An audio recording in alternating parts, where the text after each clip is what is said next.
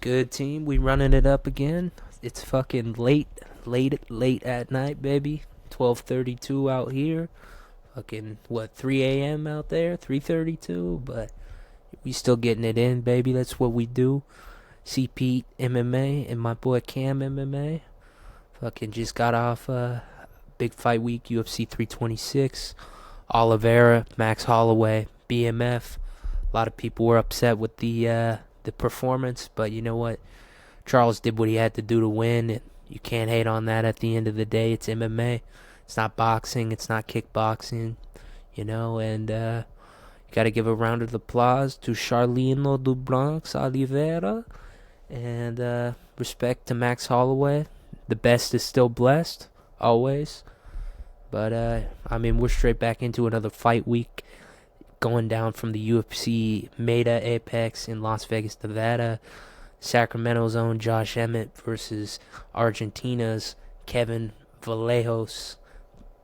What a fight we have on our hands. How we feeling? How you doing today, Pete? We are doing amazing. Kevin Vallejos, Josh Emmett, Andre Fili, Jose Delgado, Io Carabula. I'm ready. You know what I'm saying? Anything you want to talk about coming into this card, Pete, I'm ready. I know I just butchered that name. I see you smiling over there. But I am ready. Kevin Vallejos, Josh Emmett. We got a young... Iwan Kutalaba. Iwan Coop. No, his name is really spelled Ion. You know what I'm saying? I don't want to do it. You should call his ass Ian. On me. What nigga said Ian? On me. I don't want to do it. Carabula taking on my dog Umar Sai. I don't want to do it. Carabula. I don't want to do it. Fuck. I don't want to do it. Okay, but no, on a serious note though, Iowan, I still butchered it. Iowan. I'm just going to give up. Kutalaba. He loves to get in your face. He loves to scream. 2 wonderful fights against Mankabet Ankalaev, a legend of the sport in my opinion. We got a beautiful Meta Apex card on our hands. Luna Lacerda is getting back in the octagon, coming off of a tremendous submission against Oliveira back in UFC Brazil, Rio de Janeiro, back in October of 2025.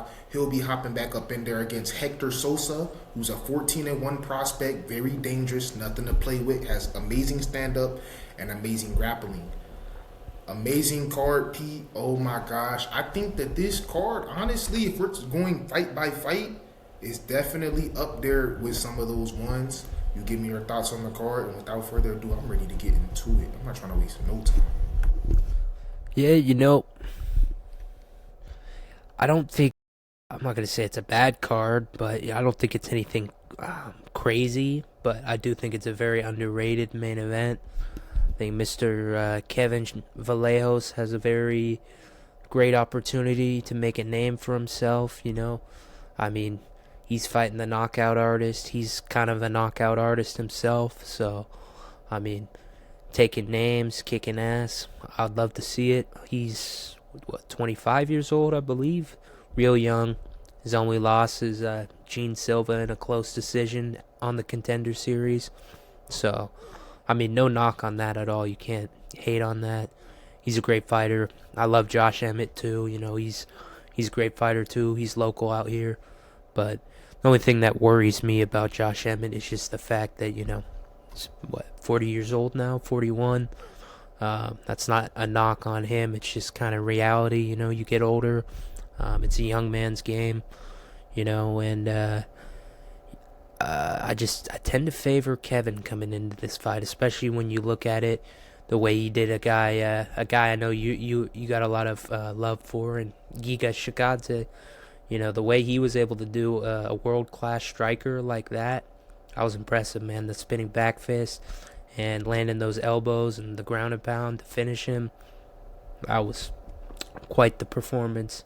I believe that was the last card of last year, if I'm not mistaken, too. So, yeah, Kevin Vallejos, man, he's going to be one to look out for. I think I got him winning this one in a big way, to be honest with you. I think he's going to get a finish.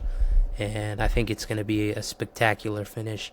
The boxing, the ripping to the body, going to the head, the combinations. I mean, the power, the explosiveness. There's too much to love about him. There's too much to love about Kevin Vallejos. I'm gonna have to agree with you 100%, but I do want to put something out there. A colleague of me and Pete's, he goes by the name of MMA Butter. I saw his picks. He dropped his picks. He's going with Josh Emmett. I found it very interesting. I went ahead and left him a comment. I'm like, Josh? And it's no knock because Josh Emmett is a knockout artist with championship level experience. He fought for the interim belt a couple years ago against Yair Rodriguez. He got finished by submission.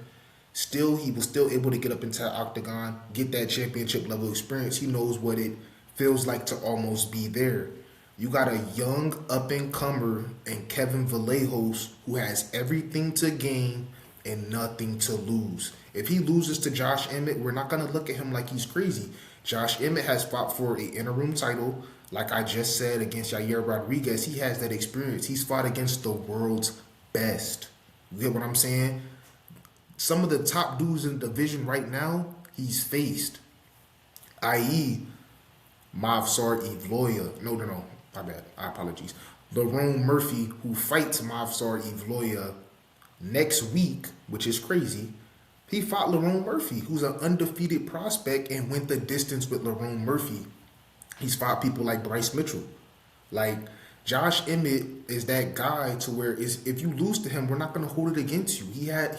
He's labeled as the hardest hitting 145er for a reason. When he steps into that octagon, he went the distance with Ilia Topuria, pound for pound number 2 in the world. I did not want to skip past that. He went the distance with Ilia Topuria. Yes, I know he got 50-45'd, but we've got legends who got into that octagon with Ilia Topuria and haven't even been able to make it out of the first round, the second round, and some haven't even been able to make it out of the third round. This is going to be a banger fight, but a fight that I'm more excited, that I'm looking forward to, is Andre Fili versus Jose Delgado. But I'm going to have to agree with you, Pete. I'm going to be riding with Kevin Vallejos. The momentum is there. Kevin Vallejos has the hype. He has the boxing. I feel like from his last loss against Gene Silva, we're really seeing a different Kevin Vallejos. And let me say something about that fight against Gene Silva real quick. I know you're ready to say what you got to say. But that fight against Gene Silva, I watched the highlights of the fight and I went back and I watched the entire fight. Kevin Vallejos just looked so young that it kind of freaked me out in a weird way. Because I'm like, why is this young kid in the octagon with this grown-ass man in Gene Silva? Like, it doesn't sit right with me, right? It just didn't sit right with me. It almost like freaked me out. Like, Kevin, you just looked so young that I'm like, dude, like Dana White said, like, imagine when this dude turns so-and-so. You get what I'm saying? But yes, I'm looking forward to Kevin Vallejos. Show me what you got on a big stage. And yes, before I move on, he did finish my dude, Giga Jikadze, one of my favorite fighters of all time. I got so much respect for Giga Jikadze, that Georgian love. Come on now, you know I'm going to represent for my people every single time. It was a tremendous win, but I'm going to go ahead and tell you the truth. He only won that fight because Giga got injured. And I'm going to stand on that. And you never know. Imagine if that leg didn't get split open, because I was talking about that fight with one of my friends. He doesn't watch MMA as much as me, but he told me that Kevin looked scared in that fight, and I couldn't agree with him more. He just looked scared. He looked so hesitant because he was in there with the legend in Giga Jikadze. He didn't want to go out there and get KO'd by Giga Jikadze. Nobody does. You get what I'm saying? But yes, he did beat Giga Jikadze, but in my opinion, I do feel like Giga Jikadze, if he didn't get injured, he would have won that fight. But yes, give me your thoughts, Pete. I am riding with you in Kevin Vallejos. Yes. Yeah, no, I mean, I don't know. I don't know if it was just the injury I think it was just, he caught him. He landed that spinning back fist and caught him. And, landed some pretty nasty ground and pound after that. But, yeah, I do think Miguel Delgado and Andre Fili's certified banger. It's a great fight, but personally, I'm pretty high on Miguel Delgado, and I like Fili, but I think that Miguel Delgado is gonna win in pretty disgusting fashion. I think he's gonna get a finish, probably early, maybe first, maybe second round, but definitely gonna be a finish. I think a TKO or just a full-on KO. He's nasty, dude. He hits hard. Fucking has the knees. He's got good boxing. I don't know. He's just extremely explosive. He drops people. I still think he won that Nathaniel Wood fight, but maybe I'm biased on that. It was a good fight. Don't get me wrong, but yeah. I mean, Fili's good. It's just kind of like the Josh Emmett thing. He's been there. He's done that, but he's getting older now, and he's lost almost as many fights as he's won in the UFC. I don't know. I forget what his exact UFC record is. I could pull that up, but he's lost. Like, you mentioned he has fought Max Holloway. He's fought Cub Swanson. A lot of those fights, though, he didn't win.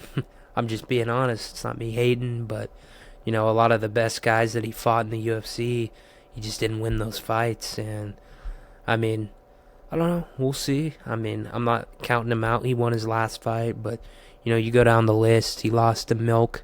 He lost to Dan Ige.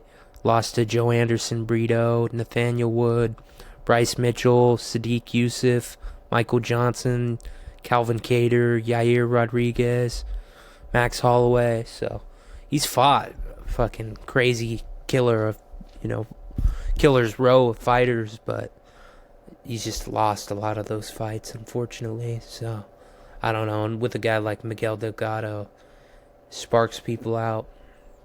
I don't know what his game plan's going to be. I mean, I don't think he's going to take him down. I really don't. And Delgado's just dangerous to stand and trade with on the feet. So, I don't know. Plus, we've seen Andre Fili be put out before by an explosive striker like Dan Ige. Maybe he's been TKO'd more than that, but I do remember that one very specifically. He also got KO'd by Yair Rodriguez in his early days in the UFC. That was a kick, right? It was. It was a that jump kick. Yep, I remember. And he also did get subbed by Max Holloway in the early days too. And he got subbed by Milk too. Correct. That's the thing, is like, he's good enough to fight all these guys. I just feel like he tends to lose a lot of the fights. It's almost like Dan Ige. He's almost like a step below Dan Ige. You know what I mean? I agree and I disagree. I feel like the thing with Dan Ige, they put him in the octagon so much, and this might sound crazy, is because he just doesn't get paid as much. So it's like they can throw him here, they can throw him there. I think they still pay him a good check. I mean, to be honest, I feel like it's all right, but I don't feel like it's nothing crazy. I feel like he's kind of like forced to get up in there 2 to 3 times a year. You know what I'm saying? And of course, he's gonna want to go out there and he's gonna want to put BTA because he is not getting what somebody like Aljamain Sterling is getting. Somebody like, you'll say Lerone Murphy, Yair Rodriguez. You know what I'm saying? I don't know about that, Diego bro. I'm gonna be Lopez. honest with you. I wouldn't. Okay, Diego Lopez, probably. Aljo, UFC really doesn't like Aljo that much, and he's not a champion anymore. They still gotta give him a bag. I don't. I'm sure they pay him good. Don't get me wrong, but I don't think he's paid like as much anything crazy. Like, I'm sure if you asked him, he definitely would tell you he's underpaid, not overpaid. You know. I just know he's getting paid way better than Dan Ige. You get what I'm saying? I don't know, dude. I think Dan Ige honestly makes a decent contract. He probably does. I'm not saying he doesn't make more, but I don't think it's like a crazy amount. You'd probably be surprised. It's probably closer than you think, because Dan Ige is a veteran. He's had a lot of UFC fights. He's probably on like his 3rd or 4th contract at this point. So. And, he took that International Fight Week co-main event in 1 day's notice. He's done a lot for the UFC. They like him. They don't like Aljamain Sterling at all. They hate him. He even has spoken recently about how he's just had a terrible time. I mean, he got his fight now with Yusuf Zalal, but I don't know. We'll see. I kind of like Yusuf to win that, personally. I mean, I disagree. It just depends. It depends. If they were to fight, I'd have to go with Aljamain Sterling, and I'm also gonna have to disagree I with believe you it on what you already said. got announced. I'm going with Aljamain Sterling in Newark, New Jersey. I don't know where it's at, to be Because honest yeah, with if you. that's in New I think Jersey, it's at the Apex. oh, it is. Oh Yeah, shit, I'm pretty sure it's at the Apex. I thought that was gonna be on UFC 328. I'm tripping. I'm tripping. That's what I saw. You know, these fight pages, they just post so much fake stuff. That's why, Yeah, like no. it gets Shout to the out point. Big Marcel. He's Yes, real. Big for sure, for Marcel sure. 24. Shout out. If you want a real news source, real fight source, he's not lying. No, not at all. He's got real connects to the game. But yeah, no, he posted it. He said it's already confirmed for April 25th. That's at the Apex. Yeah. So they mainly eventing that. Yeah, I think so. Well, I mean, Wow. they must be. Yeah, the UFC. Okay, I agree with you when the UFC doesn't like Aljo, but like I feel like he gets paid. I'm gonna disagree with you when you were saying Dan Ige this, Dan Ige that. I gotta disagree with you because Aljamain Sterling has fought for a championship belt. Once you touch that championship belt, you're in a different tax bracket than all these contenders. So me personally, if I had to compare it and just throw out an estimate number, I feel like Aljo makes around 150 to show, 150 to win, including any bonuses. And I think Dan Ige makes around 50,000 to 75,000 per bout. 75,000 to show, 75,000 to win. I think Aljo, Dan Ige definitely makes over 100K to show.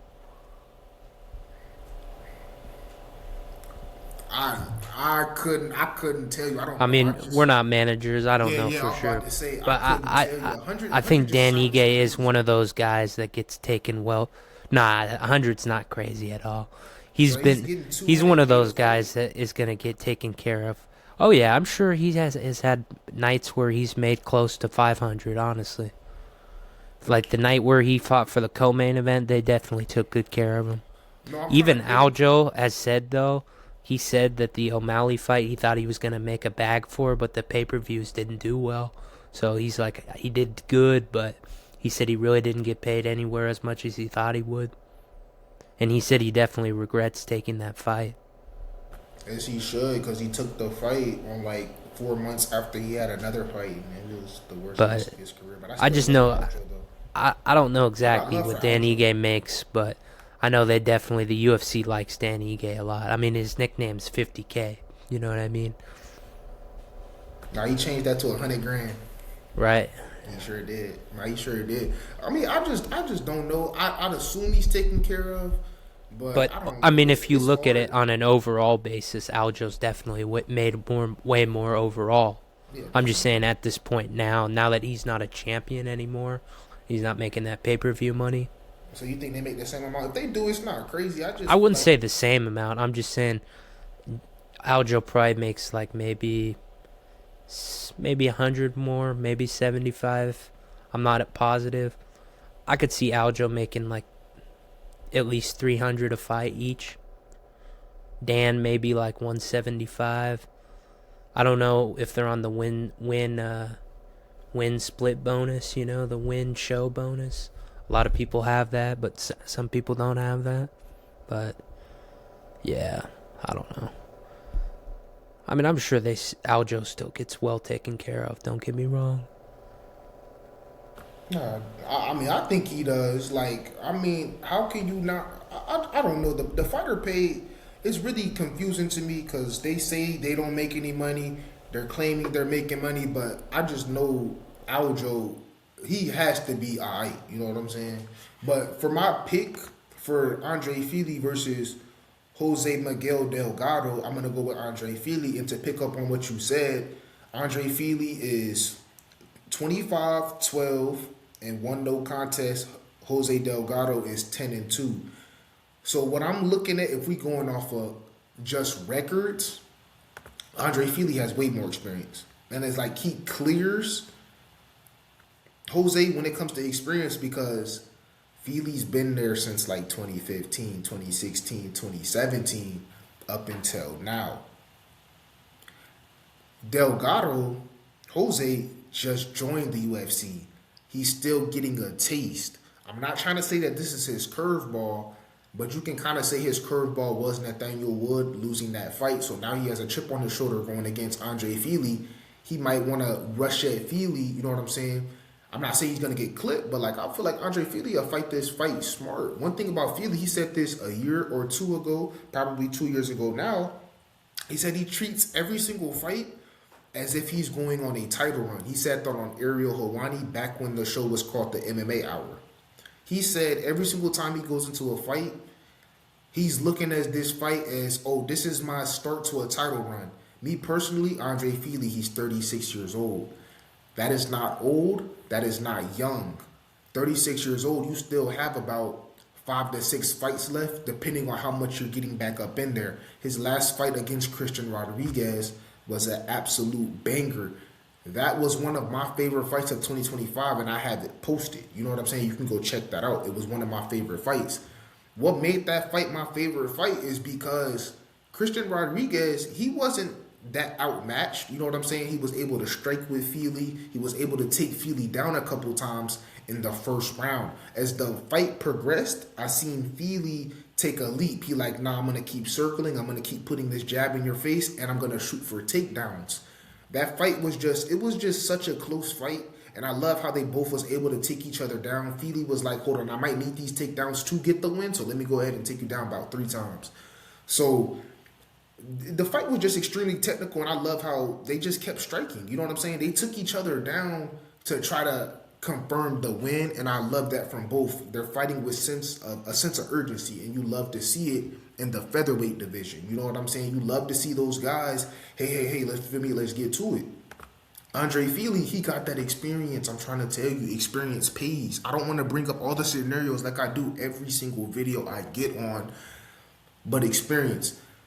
That last fight, Andre Fili was a 2-1 underdog against Christian Rodriguez. I 100% took that because it's Andre Fili. Like, he is a legend of the sport if you truly break it down. He is in his own right, and I know I say that about a lot of MMA fighters because I'm just that MMA content creator where I love the whole roster. If you on the UFC roster, Cam Talks MMA, he love you, and that is a fact. That is a big fact. Andre Fili, I'm riding with you this weekend against Miguel Jose Delgado, and I do think that you will get this win, honestly. But see, the thing is, I said it on one of our last episodes, I'm not riding no hype. You have to prove me wrong every single time. This is a perfect opportunity for Jose to prove me wrong and make me look crazy. But that will not happen because I am riding with Andre Fili. And I love how he believes in himself. He tells himself, this is my start to my title run. And I love that about you, Andre Fili. I do. And you train with good people. You train with Marab. You train with Aljo. You trained with Uriah Faber. You have the experience. You've been in there with those people. Take everything that you learned, get up in that cage, and show Miguel levels to the sport. We do it every single week. There's levels showed every single week, and I feel like this is going to be that fight. And I'm glad that they moved it to the main card because at first, if I'm tripping, I heard that this fight was in the prelims. That's what I heard, but I'm glad that this fight is in the main card because it definitely deserves it. I think people were saying that Rob Font was going to show Raul Rosas Jr. levels. I didn't say that, though. Who said that? I don't know. I just heard people were saying it. I think I said that. Okay,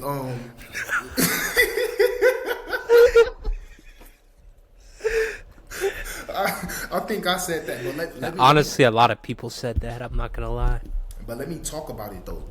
The thing with that fight, Rob Font, I'm gonna agree with Henry Cejudo. That's embarrassing. At your age, did I low key call that though? You did, but at the same time, I'm like, he's gonna get taken down every round, and it's just gonna be boring. I didn't know that pressure was that good though. You know what I'm saying? I didn't even think it was, not disrespecting Rosas. I don't even think it's that he was that good.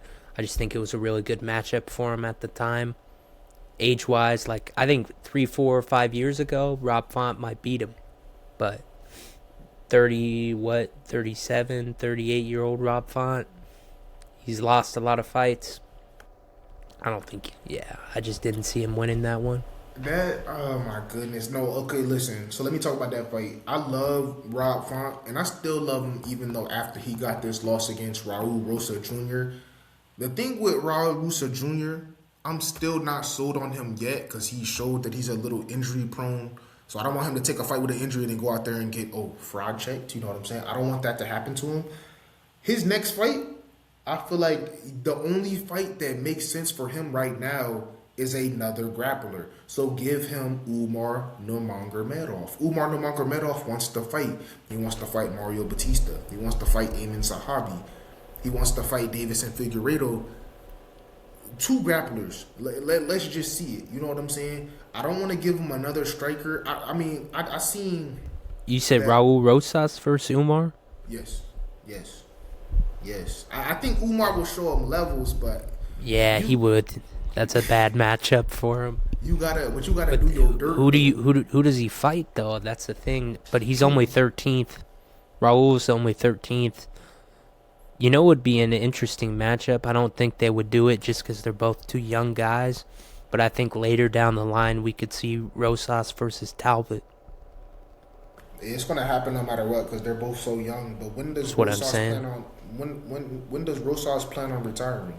I heard he said 25. He said like 25, but I don't know if I believe that. Okay, so that's where the fighter pay comes in. They pay you shit. He wouldn't make enough, yeah. Yeah, you wouldn't make enough to retire at 25. That's why they pay you the way that unless he became a champion. They're probably doing it to Kevin Vallejos right now. They're probably giving him. I'm not going to even say no numbers because I don't even want to get into another debate with the numbers. But they're probably paying him something crazy to where he has to keep getting back in that octagon. But once you get older, DC said it himself. Them paychecks start to look good. But also too, once you start getting bumped up to the main event, I believe you get a pay bump for that too. Yeah, of course, absolutely for headlining the event. But like DC said, once you get older, that pay get good, and you want to know why that pay gets good? Because you just built a name off of us. You just fought in my organization for 25 fights. You think you about to just retire? Hell nah. I'm going to give you 2 up-and-comers, and I'm going to give you a fat bag so you can't say no. And then on top of that, if you win these fights, I got win bonuses for you and a title shot.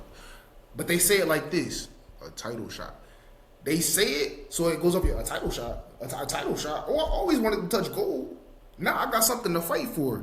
That's how they trap you. They do it to everybody. I'm not going to say no names because I love all my people. You know what I'm saying? I love all my people, but that's what they do to you. You know what I'm saying? It's sad, and I feel like, Rosa, you saying you want to retire at 25? Thank you for telling on yourself. The UFC is not going to... Let me be quiet because I don't want to say too much. You know, I love the UFC. I want to work for y'all one day. But, you know what I'm saying? Rosas, you gotta do your thing. You feel me? You gotta do your thing. You gotta go out there and you gotta perform, so they gotta pay you. That part. That's what I'm gonna say. But moving back over to UFC, Amanda Lemos versus Juliana Robertson. We got one of the best women's submission threats in the world going against a dangerous threat in Amanda Lemos. Give me your thoughts, Pete. Talk to me. Oh, man, it's tough. It's a tough fight. I haven't really looked it over a ton, but it's tough, especially because Lemos looked pretty good against Tatiana Suarez, who's considered probably the best wrestler in the division, or arguably. And Lemos, I believe, I'm not tripping, right? That's who she fought last year at, was it Noche UFC, right? Lemos versus Suarez? Let me double check that, but I believe so. I believe they had a pretty close fight. Correct, you are right. Yeah, they had a pretty close fight, and she didn't look bad in the wrestling, but Julian Robertson right now is low-key just been fucking people up, and low-key looks like she's on another level. Striking's not the best, respectfully. It's not bad, it's not on the level of her grappling, of course. So, I mean, I think her goal is obviously get the fight to the floor. Lemos has got fucking dynamite in her hands, so I mean, she could easily TKO her on the feet. It's just, I don't know if I have a pick yet, but it is going to be a grappler versus striker, you know? It's going to be a matter of, can Robertson take her down, or can Lemos stop the takedown and just fucking put it on her on the feet? And if I had to lean one way, I kind of like Robertson. Just her momentum right now. Seems like her wrestling's gotten better. Just getting the fight to the ground, and she's got good fucking ground and pound, great submissions. She's legit, dude. I like her a lot. She's a really good fighter, and she's funny, and she be chiefing it up like the boys. So yeah, I mean, I low key want her to win. Respect either way, but and Lemos is just she's getting old too. I think Robertson's, she's coming into her own. Really like what she's been doing recently. How about you? Who do you think you got in this one? So we got a top 10 matchup at the women's strawweight division. We got number 5 Amanda Lemos going against number 8 Juliana Robertson. Before I even give you my breakdown on this fight, shout out to Juliana Robertson with that red hair. With that red hair, oh my gosh, she be rocking it. You get what I'm saying? Pete, she be rocking it. We got to give it to her. But okay, let me get into my breakdown for it. So we got Amanda Lemos, like you said, she's getting up there in age against a hungry up-and-comer who's ranked number 8 in Juliana Robertson. Me, I did do my homework on this fight. Like you said, Amanda Lemos, she's getting up there on age, but she does got them power in both hands. You know what I'm saying? Both hands, not just one, both hands. She can fight. You know what I'm saying? She can fight. But on the other hand, like you said, we got a striker versus a grappler.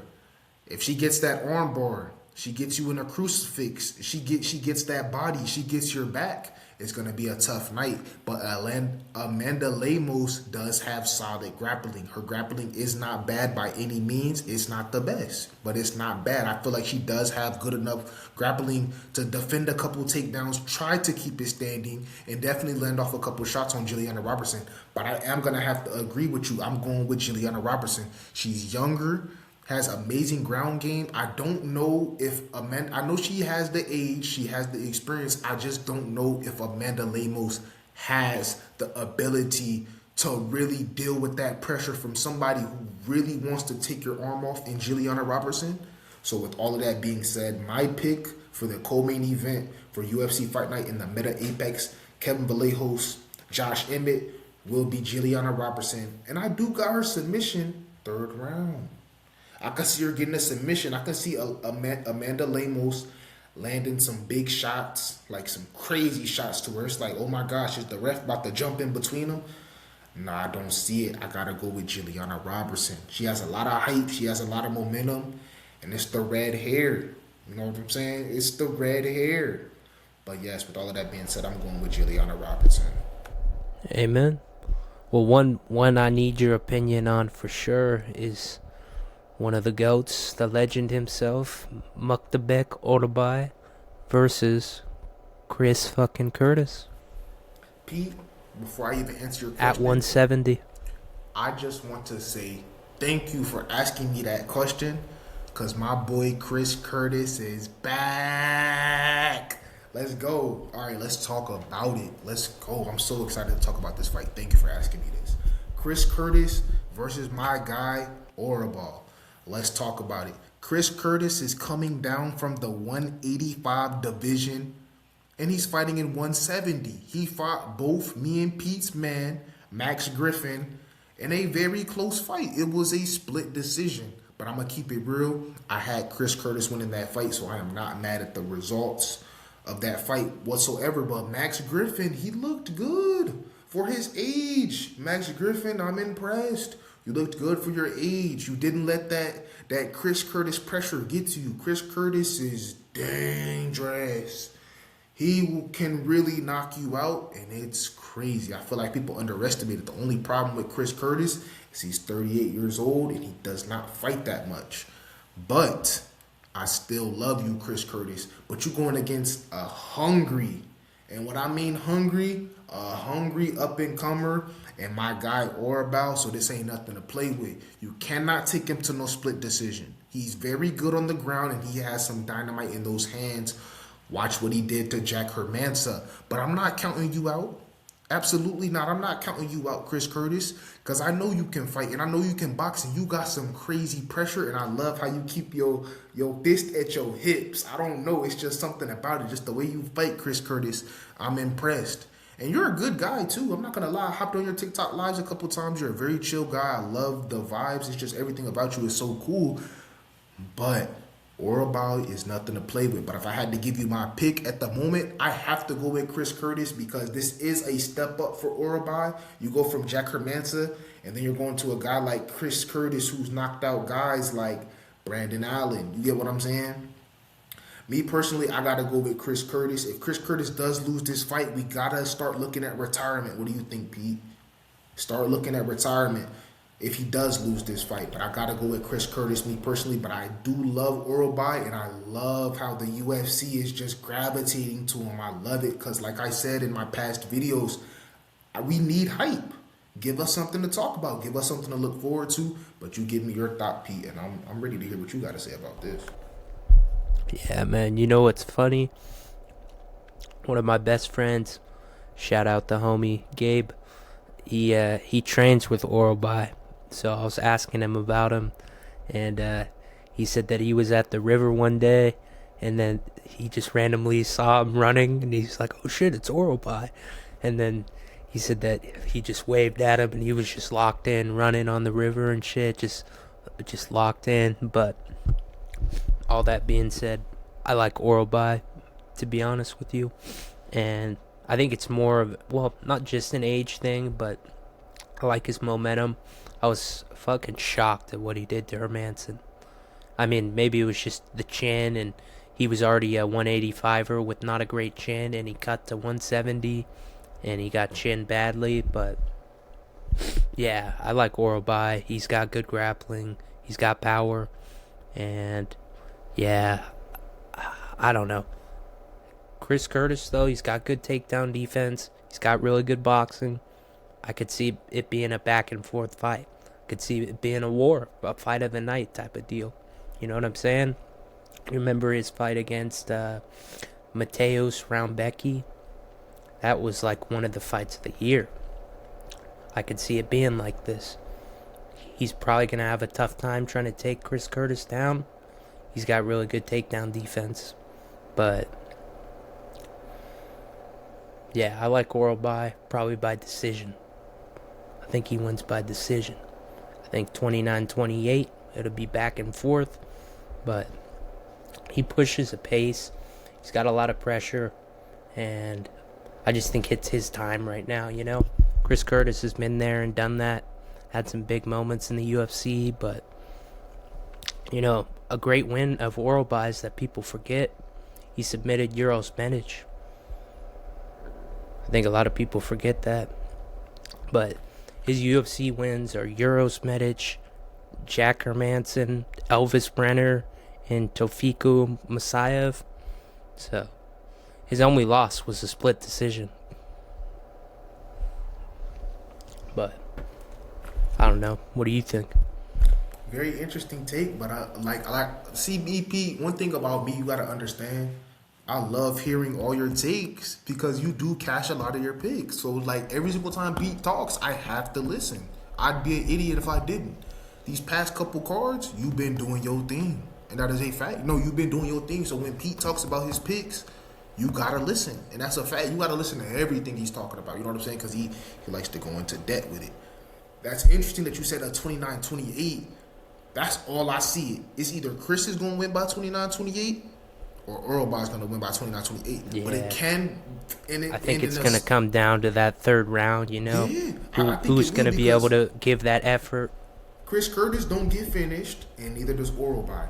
He has been finished in the past, back in the day. But if we talking about the real Chris Curtis, if that real Chris Curtis shows up with that really good boxing, I'm talking about hands at the hip, you got a haymaker flying at you, you better watch out. See, the thing is, I don't see Orobai getting knocked out. Even in Chris Curtis's second Brendan Allen fight too, dude, that was close. That was a good ass fight. It was close. I think it came down to the last round. That's another one of those fights to where I don't be understanding why we be having a two. You know what I'm saying? We just seen it last week with Bruno Ferreira, Gregory Rodriguez. I'm gonna take it back, like I said last episode. Marlon Cheeto Vera, Davey Grant. I think it's just the UFC division. just the division, but also a lot of the time it is, especially with like heavyweight and flyweight. But I think like with like those matchups, it's just UFC throws that shit together at the last second. Because remember, it was supposed to be Bruno Ferreira versus Costa Paulo. Yes, I do remember that. Yes. But I mean, I know it's been since 2016, but gotta give it to Obama, man. He slimed them out. Facts. I mean, that was years ago. They're completely two different people. They didn't even really look the same. They looked like two different people in the octagon. You want to know what's funny? Yes, talk to me. I dipped to go to the store to buy some beers and shit for everyone, and literally I came back and I see them interviewing Gregory Rodriguez. I'm like, what the fuck happened? And then I flip back to a minute and I'm like, damn, KO'd him in one punch in 1 minute. He said, I flipped back to a minute. Damn. No, that's a fact because I'm talking about Pete. He connected. It was over. You know what I'm saying? It was over. Beautiful performance, and he did what he was supposed to do. We both called that. Oh, you know we did. Come on now. Cam Pete talks MMA. You know where to find us. You know me. You know where to find us. Yes, we did predict that. Shout out Gregory. Oh yeah, shout out to Obama, man. You feel me? Shout out to Obama. Because if you don't care, Obama care. That part. That's the GOAT. Yeah, no. That is the GOAT. Nah, that is the GOAT. But moving on though, Charles Johnson, Bruno Silva. Let's talk about it. I'm a little bit worried about this one, bro. Talk to me. Well, the thing is just Bruno Silva is fucking hella inconsistent. Yeah. He was on a bit of a losing streak, I believe. To be fair, though, he was fighting some really good fighters. He got TKO'd by Manel Kopp, and then Joshua Van, too.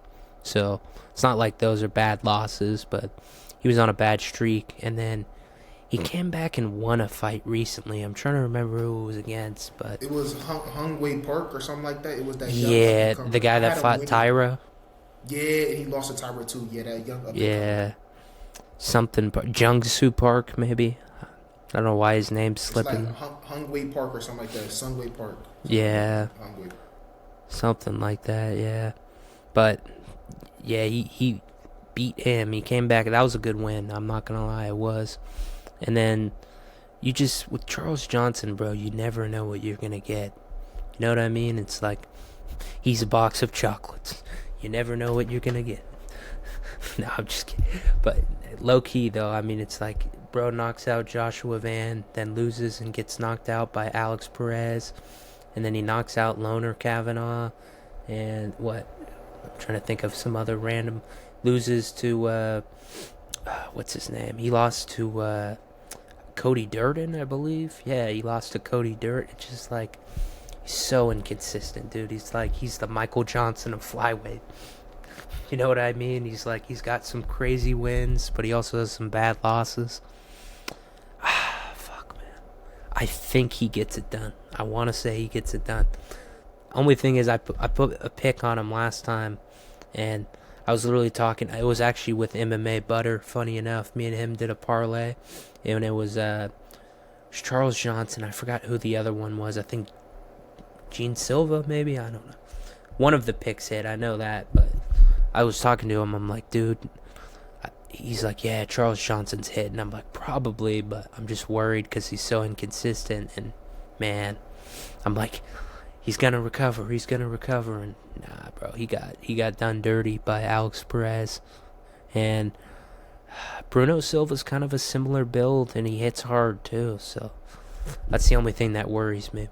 But Johnson's long. He's technical. He's got power. I think if he can stay on the outside... He can probably land a counter, and find a finish. Very interesting. I love everything you said. Because who's my guy? Mike Davis. And what gym does Mike Davis train at? Fusion. Fusion what, though? Excel? Yes, sir. And that on is young Phil? Yes, sir. That is my team. And Mike So Perry? you already know who I'm going with. It was no question. When you clicked on this video, you should have said, yeah, Cam is taking Charles Johnson. Absolutely. That is my team. Fusion XL in Florida, baby. Florida. I'm riding with my Florida boy, Charles Johnson. I don't know if he gets the TKO. I don't know. But coming off of that last loss against Alex Perez. See, the thing with Alex Perez is tough. And he can box, and he can hit you up, and he can piece you up, and he can break you apart. And I feel like people just ignore that because of all the losses. Just because somebody loses 3 times to a couple dudes in the top 10 don't mean nothing. You get what I'm saying? It don't mean nothing. Kind of like how Chito Vera just lost to 4 straight dudes who are all in the top 10. It don't mean nothing. Because if Chito Vera fight an unranked opponent, what he going to do? He going to slime him out. Literally. He's going to slime them out. I can give you a matchup right now if y'all want a matchup.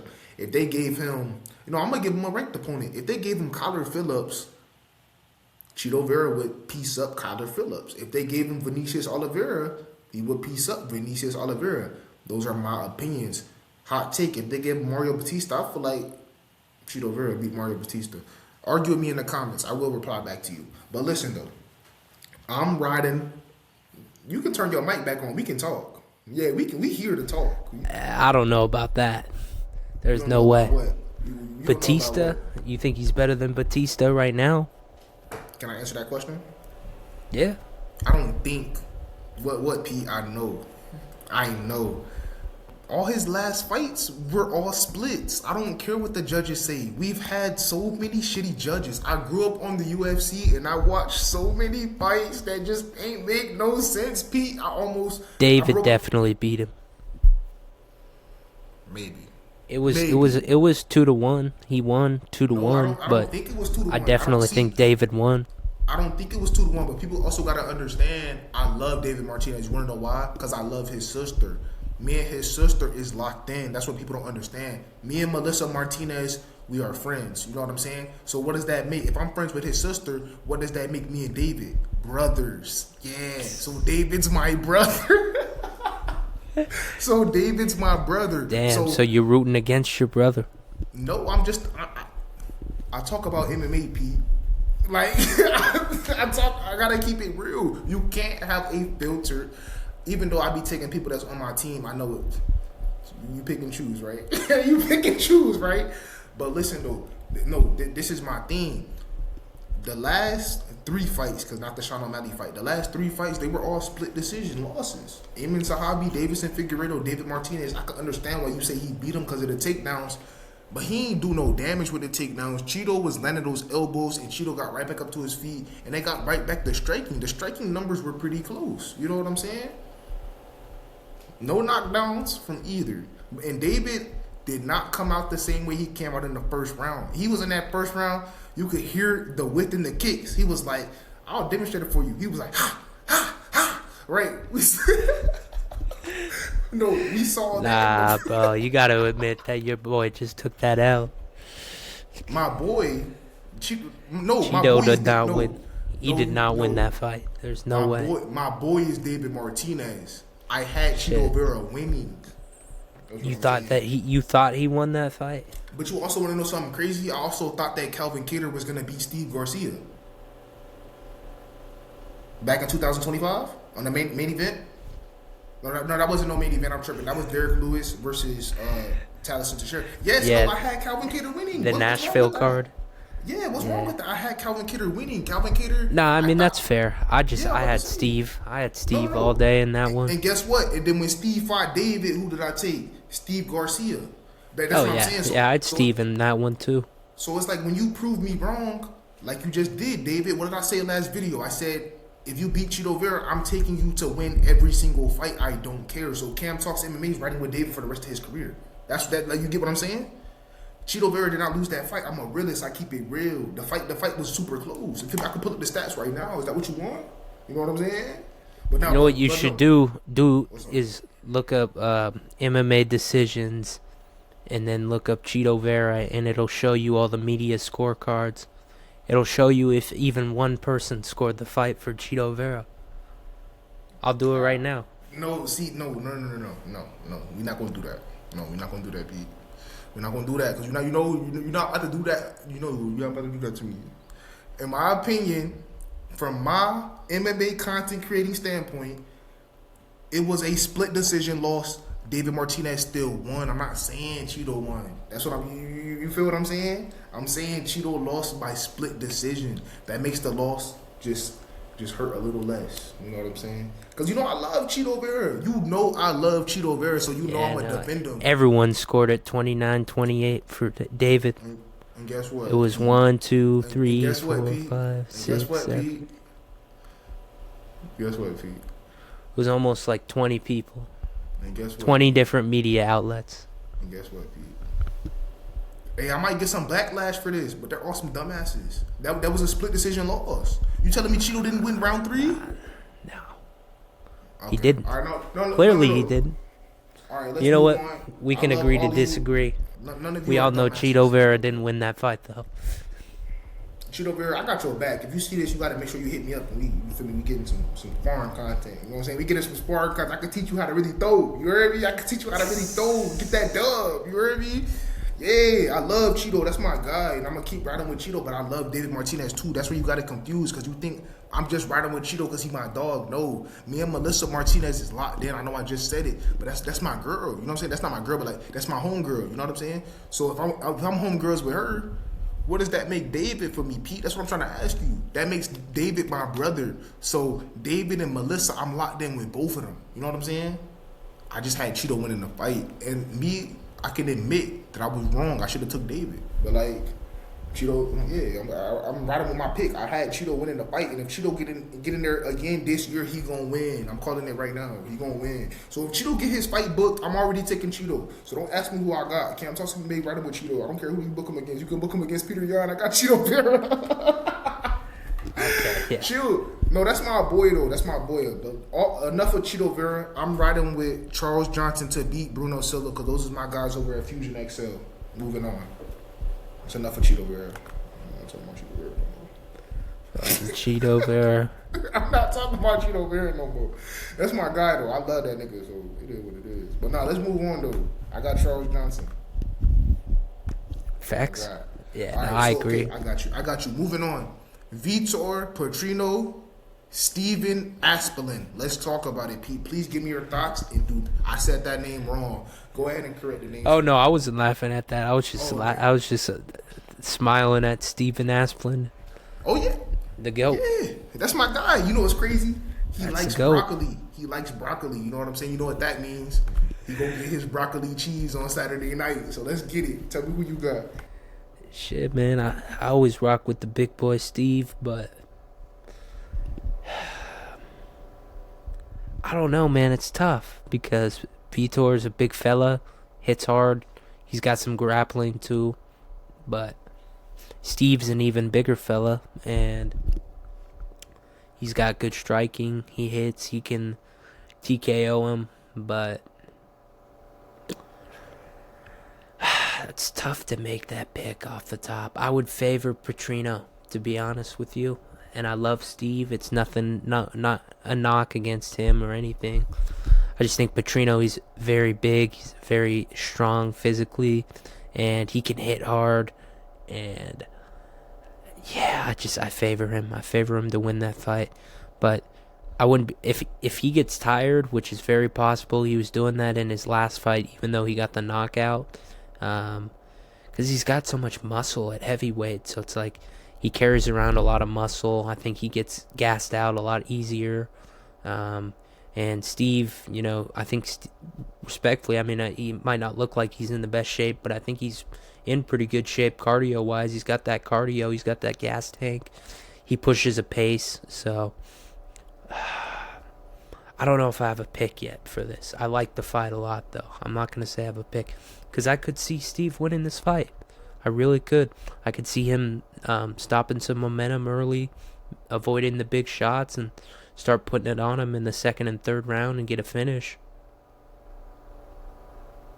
No, I like that. No, I do. I love your take. And like I said, I'm going to say it again. When Pete talks about his picks, I'm talking to the world. You got to listen because he know what he's talking about. Man, that's the real spill. But let me get up into it, Pete. Victor Petrino, he been looking good. You know what I'm saying? He been looking good. I watched him win his last 2 fights live. The first one was against Austin Lane, and the second one I can't remember, but he just did fight in that Brazil card with all the Brazil fighters, and he did put on a win. I just can't remember who he beat at this moment. I could look it up. I know he got a really good TKO in his last fight. Yes. I just remember they were both really gassed out. There was a point where they were both looking really sloppy.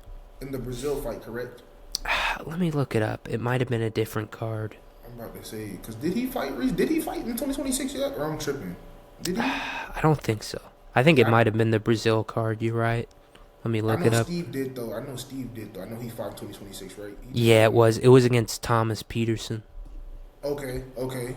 Yes, and he did get that win. Okay. So, you know a fight that I want to see? I want to see Steve Aspelin versus Josh Hockett.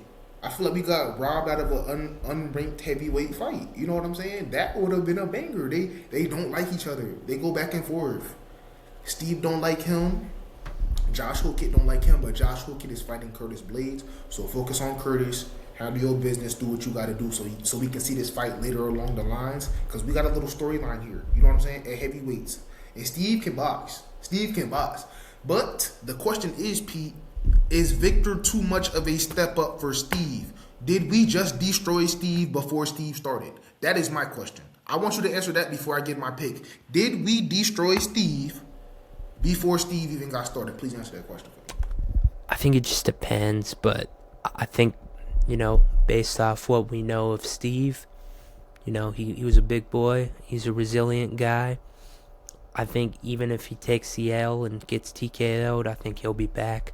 I think it might be too much too early. We'll see, but I don't think he'll be destroyed. You know what I mean? I think he'll still be able to get back in there and get some wins. Honestly, though, like you put him up against a Tuivasa or some shit, I think he wins that. See, the thing is, I love Steven's story, but I don't want to get caught up in the story. You know what I'm saying? I don't want to get caught up in your story. Because at the end of the day, this is a fight. You know what I'm saying? Whatever happened before your fight, you know what I'm saying? It don't matter. Y'all are in the cage. Y'all are locked in with each other. It doesn't matter who's talking crazy. It doesn't matter. Y'all are in the cage. Y'all need to fight. And if we are breaking down, if we're talking about MMA experience / UFC experience, we got to give the edge to Victor Petrino, without a doubt. And Steve has only had 8 professional fights, and he used to be obese. There's nothing wrong with that, because guess who else used to be obese? Khalil Roundtree. And look at Khalil Roundtree. Is this another Khalil Roundtree story? I don't know. Y'all tell me. But I have another question for y'all. If Steve does win this fight, who do we give him next? That's the question that differ. But if Victor Petrino wins this fight, who do you give him next? Because it looks like you're just giving him unranked opponent. Last time I checked, I thought Victor Petrino was ranked like 14th or 15th, if I'm not mistaken. You know what I'm saying? So we got a unranked fighter going against a ranked fighter. Of course you should ride with the ranked fighter, the fighter that has more experience, and Victor Petrino. But you have the opportunity to get behind somebody with a beautiful story in Steve Aspelin, and he can actually fight. So that's what just makes the story even better. If you had to pick one with more momentum, it 100% would be Steve Aspelin. But if you wanted to pick somebody who's clearly a better fighter with more experience, in my opinion, you'd have to go with Victor Petrino. And I'm just going to take the safest possible pick that I can do here. I'm going to go with Victor Petrino because he has more experience, and I can see him taking him down. I did not think he was going to take down Austin Lane the way he did, because Austin Lane was trying to keep his range with the kicks. Once he got the takedown, I was like, yeah, this fight's over with. If he can do that to Steve, because I don't think Steve has the grappling. I don't think he does. He hasn't been in there long enough. I don't think he has the right coaches around him. Victor Petrino, he's a Brazilian. What do they do in Brazil? BJJ. Brazil. I gotta get a Brazil shirt just for the pod. I love you, Pete. Just for the pod. Shout out Brazil. Oh yeah, 100%. But with all of that being said, shout out to Brazil again, because I'm going with Victor Petrino. Yes, that is my official pick for Steve Aspelin versus Victor Brazil, Petrino. boha. Victor. Yes, sir. Facts. I mean, that's a good pick. I think you're probably right on that. I think Steven is a little bit more hype than he is. You know what I'm saying? Like this might be one of those levels fights. But see, that's the thing. That's why I had asked you that question before I answered my pick, because me and you, we both watch the UFC. What is the UFC doing here? And But I by the think way, I the just heavyweight did check. division is just so slim that there's only so many matchups they can make. You know. And I also did just, you right, you're not wrong. And I also did just check.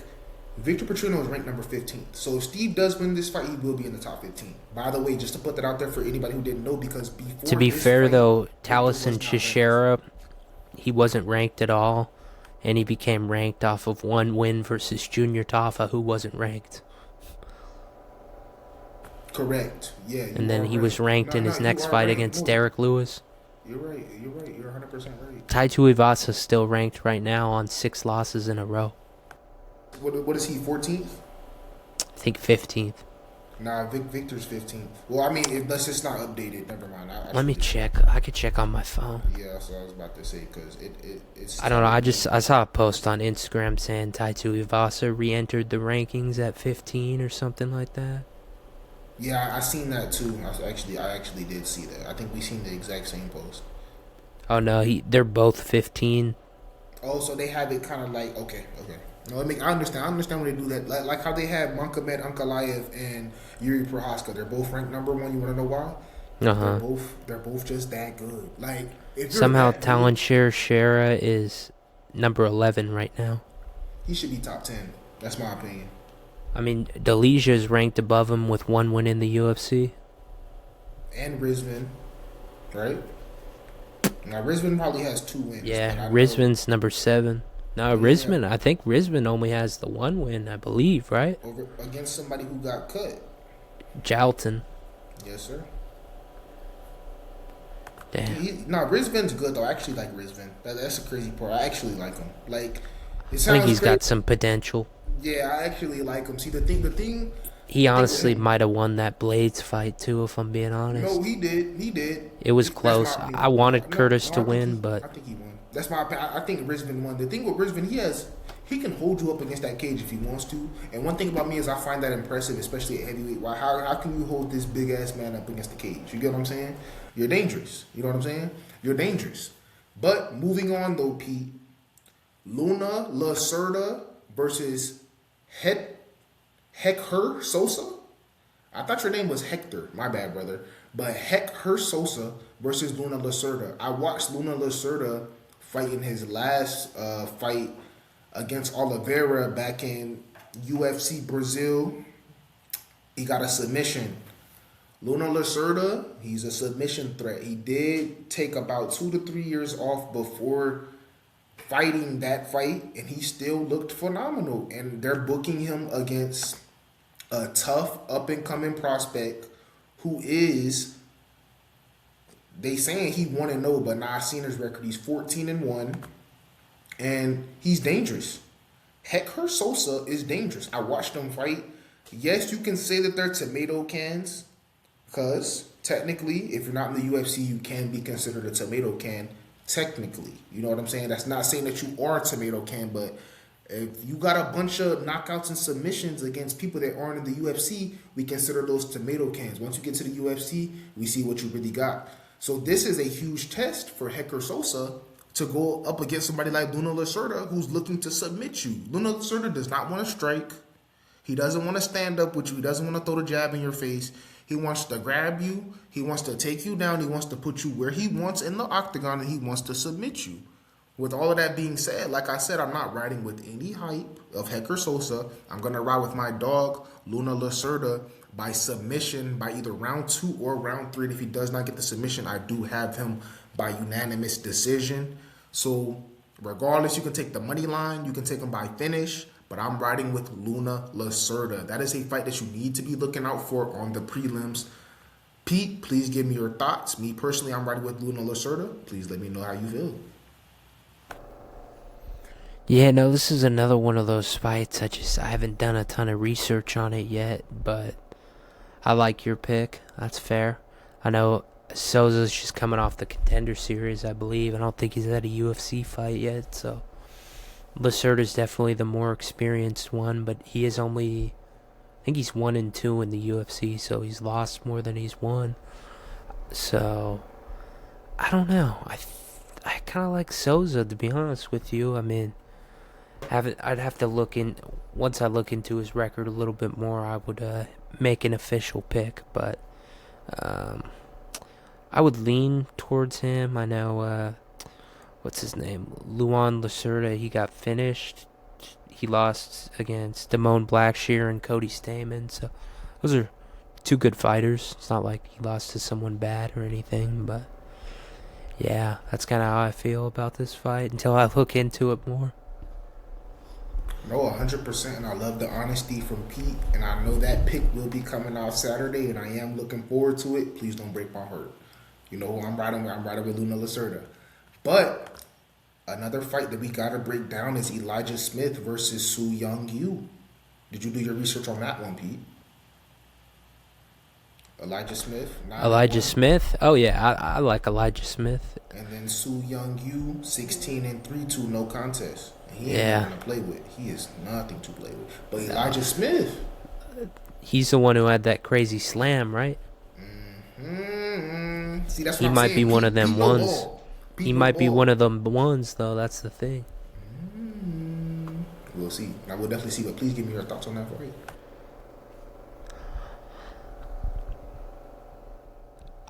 Let's see. That's tough. I mean, I think Elijah Smith's gonna win that. To be honest with you, I mean, he's 2-0 now in the UFC. Su Young is, let's see, he's coming off road to the UFC, and he's 3-0. He's got some wins. AJ Cunningham, Zhao Long, the one that I believe that's the one Cody Garbrandt just actually beat. So I don't know, man. That's tough. That's tough to say. I think I like Elijah Smith. I think I like him. He's got that wrestling, and yeah, again, another fight I haven't fully made a pick on or even fully looked into, but I would definitely lean Elijah Smith early. I don't know about you. I'm going to have to agree with you. That slam was one of the craziest KOs in UFC history. I don't care what anybody says. He got slammed and he got sent straight to the hospital. I hope everything's okay with you, brother. Please hit me up if you're doing okay. But my thing is about that fight, though. That fight brought so much attention to Elijah Smith. He's destined to be great. You know what I'm saying? And I feel like it's written on the wall for him. I feel like he will go out there and get the job done. I feel like he will win by decision. I don't think he'll get the KO this time, but I know he's going to be looking for one, especially after that crazy one. You know what I'm saying? But in my opinion here, I feel like he will win by unanimous decision. We're looking at a 29-28, all three judges. And I'm going to favor that in Elijah Smith's favor. He's going off of the momentum. I'm not sleeping on somebody like you. That's his last name. I'm not sleeping on somebody like you. You can really fight. He has solid, extremely solid grappling. I'm not going to count on his grappling. He has okay takedown defense, and his striking is not bad. He knows how to keep you at range, and his jab is not bad at all. It's very, very okay. You know what I'm saying? Very, very okay. Like above average. You know what I'm saying? But with all of that being said, me personally, I got to go with Elijah Smith. He's riding with that momentum, that one of the craziest knockouts in UFC history. And I'm pretty sure there's a lot of other people that's ready to see him get back up in there too after that last knockout. That knockout went viral. Extremely viral. And the dude who took the knockout, you're a warrior. You are a warrior, 100%. But with all of that, I muted myself on accident. With all of that being said, Pete, moving on. Balaji OK versus Manuel Sosa, the only dude to finish Mauricio Rufy. Please give me your thoughts, Pete. That's an interesting one right there. That's an interesting one. That is an interesting one, especially because Oki's a fucking tank. He hits hard. He's good, man. He's good. And yeah, Sosa's the only one who's ever finished Mauricio Rufy. So that'll probably be a battle. I wonder if it'll end up playing out on the feet. That'll be interesting to see. But I mean, the fact that he's the only man to ever finish Hoofy shows you he's got a nice striking acumen. Um, Probably quite a bit of power in his hands, I would assume, too. But I believe was it Chris Duncan?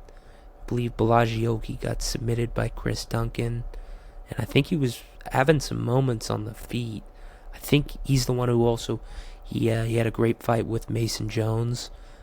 He rocked him on the feet, and then Mason Jones came back, rocked him, ended up finishing him. That was a great fight, though. That was a great fight. But I don't know if I have, again, another fight. I don't know if I don't want to make a pick until I do full research, but I would probably lean towards Souza just because I know Oki's lost a couple times in the UFC already. He's 2-2.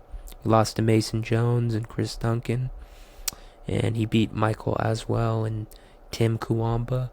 So, it's not bad. But Manuel Souza, 13-1, and we're both probably butchering that name. Manuel, they call him Manamuto. But 1-1. He only has one loss. Archie Colgan. Archie Colgan's legit too. That's one of Justin Gaethje's main training partners. I was just about to say he be watching my story. Shout out to you, brother. Yeah, he's legit. Yeah, he is. No, he is. He's legit. Shout out to you, brother. Hope but you watch it, honestly. yeah, damn, you look all the way back 2019, TKO'd Mauricio Hoofy. That's an impressive win for sure. I 100% agree with you. I couldn't agree more. He's got 8 TKOs, 3 submissions, 2 decisions, and only lost 1 decision. So he's legit. I think I like Souza. Just looking on their records and stuff. Just a quick pick, I know he probably has a little bit of hype with that Hoofy win. UFC likes to use that, when you have that old win against someone who has a big name now. But, yeah, I don't know if I'll say TKO, but then again, Oki's been finished twice now in the UFC. So I could see Souza going out there and putting him out. It's very possible. I'm 100% gonna have to back you up on that, Pete. I'm going with Manuel Souza because he beat Mauricio Rufy, and like you said, the UFC does like to use that to build you up. And I did see the clip. The clip was very interesting. It looked like Mauricio Rufy gave up, kinda had his hands down. Still, you know what I'm saying? A knockout is a knockout. I love the momentum. I love this card for him. I love the positioning in the card. He doesn't have to go out there and fight in first couple fights. He gets to let a couple other people fight. You know what I'm saying? He gets to go out there and he gets to really just soak in the moment and really enjoy it. And I feel like he will get the job done. I'm going to have to 100% agree with you. And I feel like this is going to be a statement win for him. I feel like he's going to want to knock out and he's going to want to look for his next opponent ASAP. You know what I'm saying? And it could potentially be a first round knockout. Hot take, potentially, because I do love the momentum. You know what I'm saying? They're building you up as you're the only guy to ever do it. Exactly, and if they get the opportunity, they're going to make that rematch. Oh, yeah. Without a doubt. Without a doubt in my mind, Pete. Without a doubt. And I 100% agree with you. And you know what's crazy? I would actually love to see the fight. I would love to see Mauricio Rufy get his opportunity to get it back. What do you think? Oh, yeah, absolutely. I would love to, too. That's a fact. It's almost like a Poatan versus Izzy type of deal. Yup. But the thing with Rufy, he's so dangerous. Oh my gosh. I don't know how you beat somebody who's pressuring you that hard. It was extremely interesting. I thought Fiziev had it. Like, I really did. Yeah, I actually picked Hoofy in that fight. I'm not just saying that. See, that's what I'm saying. I'm going to say it again, bro. Y'all need to listen to Pete when he talking about these picks. Y'all need to listen. Like, I swear to God. Because it's like, how do you know to take Rufy? Like, me, I don't know. Like, what? After I watched him get subbed by BSD, I'm like, dude. I just thought the range and the size was going to play a big factor in that one. That was one of the things I was thinking. Do you think he's a McGregor 2.0? Or you think that's just all props? I want your opinion, though. I don't want the media's opinion. I want to see Nah, he's not. He's not. Thank you. I mean, do you mean, it depends on what you mean. You mean personality or skills? Skills. They say he a reincarnation of Conor McGregor. They're literally saying that. Skills-wise, they do have very similar skill sets. But, you know what I mean? He doesn't have that charisma like Conor McGregor. I mean, no one does, but I don't think they're similar They do got like personality-wise. a similar stance, but nobody fights like McGregor. That's just me. You know what I'm saying? That's just a personal opinion from Camp Talks MMA. Nobody fights like McGregor. McGregor is one of a kind, and nobody can replicate it. You can try. You can come close. You can come closer than close. But you will not succeed, and that's a fact. There's nobody like Conor McGregor. He is one of one. He is the definition of one of one. When you look up one of one, a picture of Conor McGregor shows up. That's a fact. And I hope he does fight. Like, man, stop playing with us. Man, stop playing with us. But Pete, without further ado, Brad Tavares, Eric Anders. Give me your thoughts. That's a banger. I like Yes, that. sir. I love it. You know, Middleweight, man, he fought gotta Israel give it Adesanya. shout out to Hawaii. You know, I know they had a tough week last week, but I like Brad.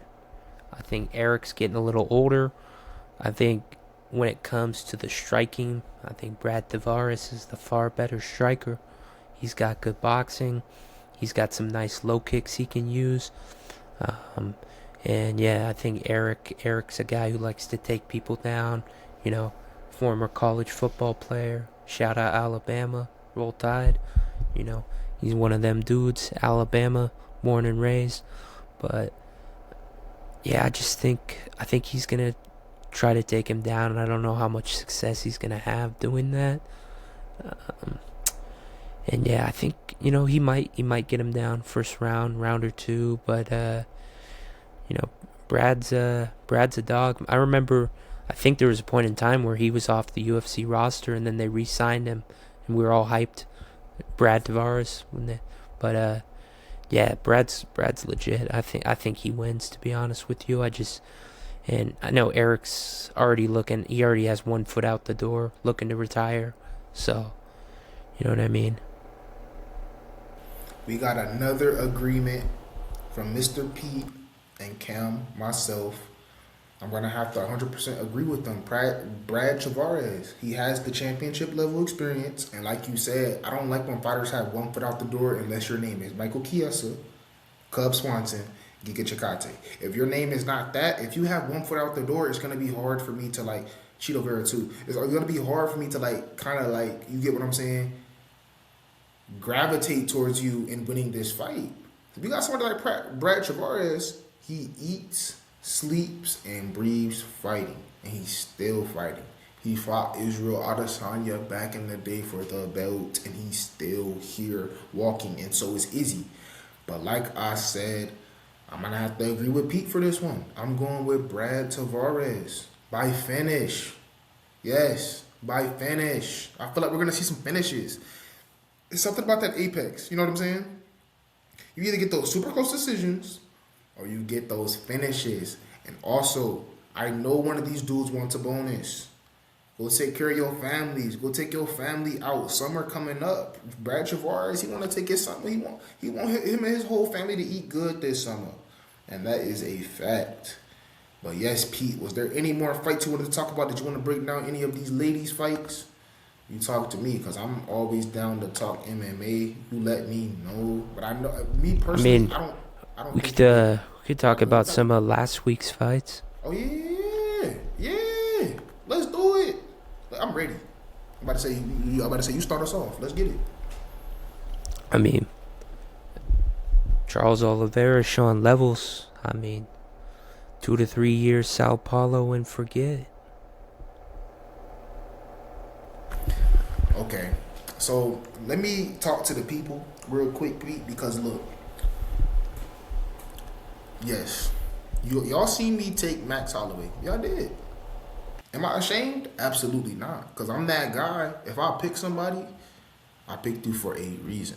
You get what I'm saying? I picked Max Holloway for a reason. Last Saturday night on March 7th, I thought he was going to get the job done against Charles Oliveira. I thought we were going to see a stand and bang, but I also thought we were going to see takedowns. And we like I said, we're going to see Max getting something crazy. Is Max going to tap here? What did I say last video? I said absolutely not. And I was absolutely right. Because, like I said, I'll say it again just to like kind of jog your memory. Max Holloway striking is so good that it's like, oh, he sucks at grappling. No, he doesn't. You just watched him survive the dangerous submission artist of all fucking time. You literally. I'm about to get in my bag real quick. Charles Oliveira was able to sub Mateus Gamrot in 2 rounds. He controlled Max Holloway for 20 minutes. 5 straight rounds. I'm talking about 50-45 them. Max Holloway did not get submitted. You want to know what this fight reminds me of? It reminds me of Diego Sanchez versus Michael Chiesa. If you know, you know. You got to be a real MMA fan to know about that one.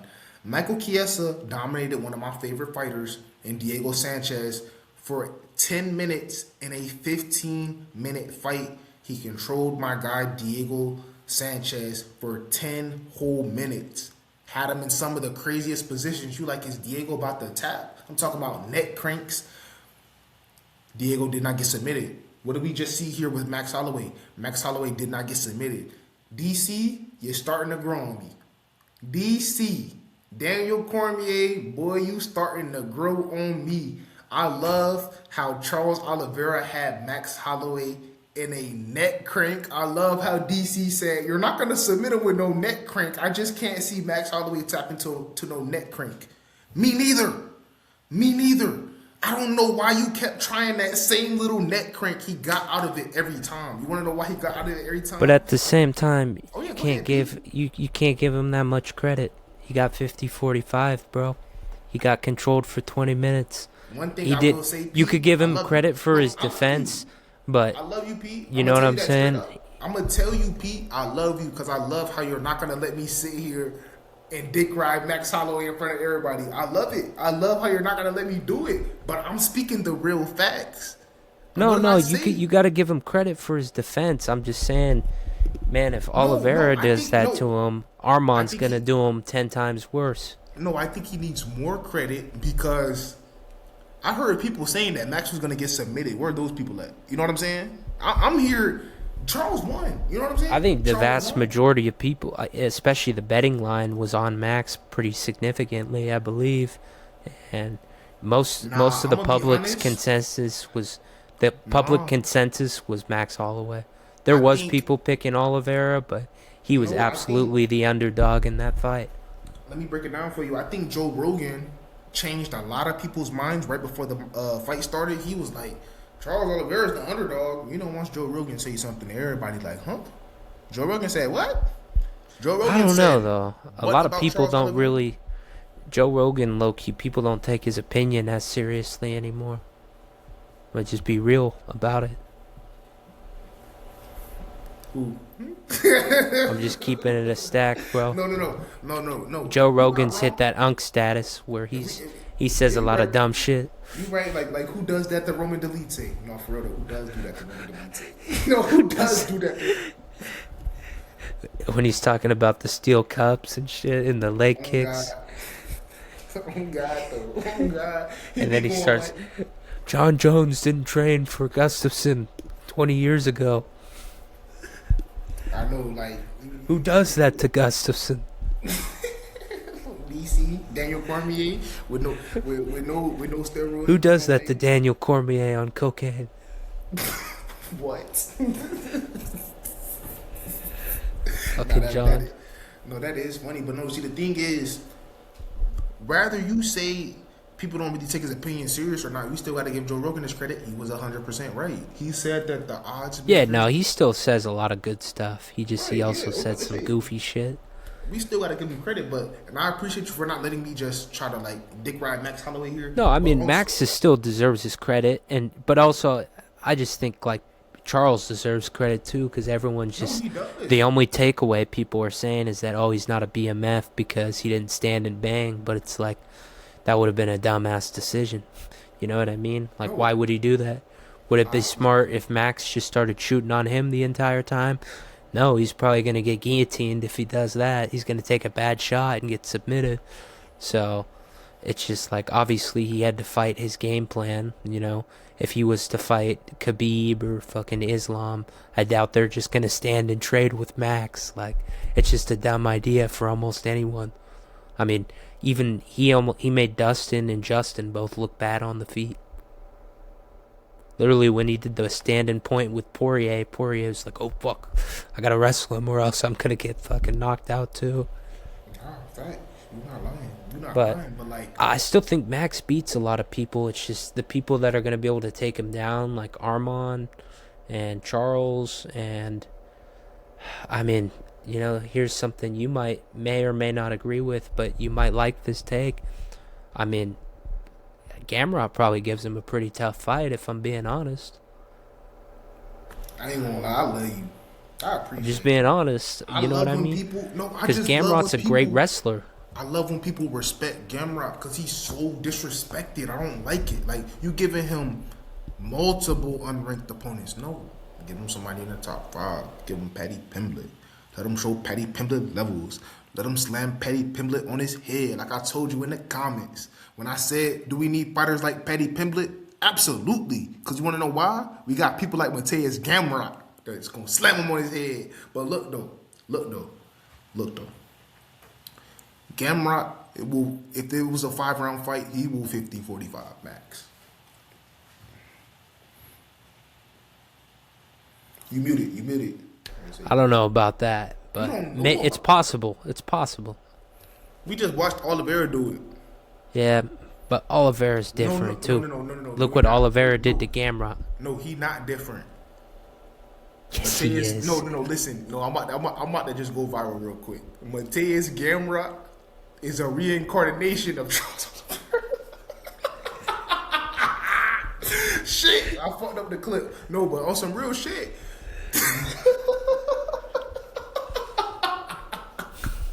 Okay, he's not, but he's pretty damn close. Yeah, I'm standing on business. I don't care. I like Gamrot. I do. Like, it's no secret. He's a good fighter. You know what I'm saying? He's a good fighter. But moving on though, to get away from that Charles fight, how do you feel about that RDR versus Kyle Barradio fight? Yes, you were right, but tell me what your thoughts on the fight. I thought it was boring, really boring. But I also thought that Kyle almost slept RDR multiple times on the feet, and yeah, RDR's striking defense is a little bit trash.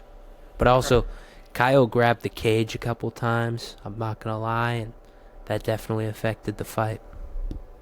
I have a serious question for you. So do you remember how I said that this fight should have been a 5-round fight? Do you agree or do you disagree, and be completely honest? If they had proper preparation, like cardio wise, yeah, I think so. Because it was close.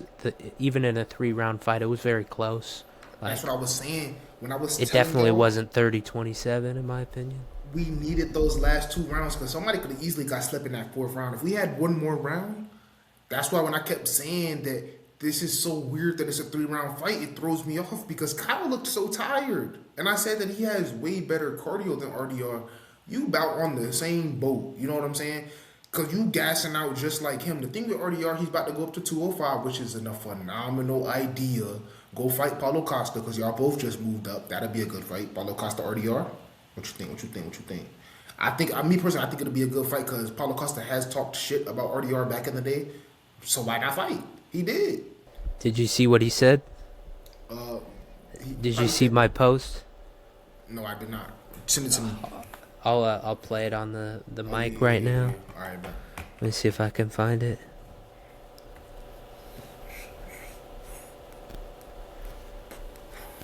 Questioned DeRitter's sexuality on Twitter. Were you just cracking jokes? Or you not that it matters. Do you really think that you called DeRitter? I don't question. I'm 100% he's gay. Do you think I'm DeRitter? okay with that. Oh, the RDR. You questioned DeRitter's sexuality on Twitter.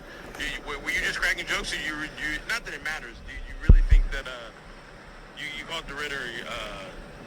I don't question. I'm 100% he's gay. Do you think DeRitter? Oh, the RDR. You questioned DeRitter's sexuality. I not question. I 100% he's gay. Love how he says that with a fucking. He has a straight ass face, and then he's like, "I 100% he gay." See, my thing is, I love it too. It's all fun and games, but Paulo Costa, when you gonna fight? You know what I'm saying? You talking about this, that, and the third fight Asmat Mirzakhanov. Beat him, and then you can talk. But as of right now, you cannot talk, bro. I'm just, for me, I'm just keeping it real. I'm keeping it real. I mean, what do you think? I mean, it's funny. It's funny you call RDR gay. That's funny. No, it's funny on my life. That shit funny. I love Costa. I think he's fucking hilarious. No, I think everything that comes out of his mouth is funny. I do too. You remember his last fight? He was shaking before the fight, and he went out there and he was the underdog, and he still won that fight. Who did he beat? Kopylov. Really? Yeah. Oh my gosh! Why did that slip out of my head? But now you're 100% right. Now you're literally 100% right. Yes, he was shaking before the fight. A lot of people thought he was on that juice. Yeah, they thought he was on that juice. Hey, but let's talk about Michael Johnson versus Drew Dober. Yes, sir. Moment of silence. Ooh, I like that moment. I like that moment of silence for Drew Dober because that knockout. That knockout. That's how the knockout had you. How me and Pete was just looking at each other. When somebody gets knocked out and you don't want no parts of it, you just look at them, walk off. You know what I'm saying? But performance of the night times 2. He went crazy. Drew Dober is dangerous on the feet, and I like how he's so light on his feet. I don't know. I like it, Pete. I like it. He seems like he's been really motivated lately in his fights, and just, yeah, I don't know where that motivation stems from, but, he's been working hard. He's been in the gym, and, he's been grinding, and respect. I mean, Michael Johnson gets slammed out in the Big 26. Not surprised at all, even though I picked him to win. There's nothing wrong with that. I'm going to tell you why there's nothing wrong with that. Because technically, if we not wrong, we going to put it out there. There were some scandals going on with that fight. It was heard that Michael Johnson was supposed to get KO'd in round 2. What did Drew Dober do? What did he do, Pete? Was it round 2 or 1? It was round 2. So, it's a little sketchy. Right? Yeah, very sketchy. Very sketchy. Just remember his fight with Alex Hernandez got pulled from the 324. That part. But I think that was on Hernandez's end. You think so? That's what I remember hearing that, yeah. I ain't gonna lie, I thought it was both of them. I'm not even gonna lie to you. It might have been, I don't know. No, I thought it was both of them. I thought they was both on some dumb shit because Michael Johnson had posted something about gambling, right? And then he deleted it. And then the fight got canceled. You know what I'm saying? Mm-hmm. So I thought it was on both of them. I thought they were both doing some dumb shit. Like, I'm just keeping it real. Excuse my language because we probably got kids watching. But Cody Garbrandt, Zio Long. That fight was a little weird, but let's talk about it. I didn't like it, to be honest. Cody won though. I'm happy he won. Cody won though. God, that Zhang Lao guy was fucking just kicking him in the dick. I'm glad Herb Dean did a really good job that fight. I gotta give it to him. Herb Dean taking 2 points. Good shit. He should have just disqualified him. Yeah. He gave him too many chances. Yeah. He did it like 4 times, right? Or I'm tripping. Was it like 4 times or I'm tripping? Something. 3, 4, maybe 5. Right. It was a lot. At that point, you can't even win the fight anymore. You know what I'm saying? Exactly. He would have had to KO him. Right. Exactly. That part. You might as well just DQ him. Like, he clearly ain't learned his lesson. Swing with your hands. And kick at kick it. What Joe Rogan say? Calf kicks. You know what I'm saying? Calf kicks. You keep kicking them in the same spot. What you think's going to happen? And you know Cody going to sell it. He want the win. Dummy. I ain't mean to call you a dummy because you know you're my brother, but you fight a little crazy, bro. Who? Zio Long. Oh, yeah. He fights a little crazy. Hey, no. DC, you starting to grow me because DC, you doing a real good job. I don't know if you just, when you sit next to Joe Rogan, you do a little bit better.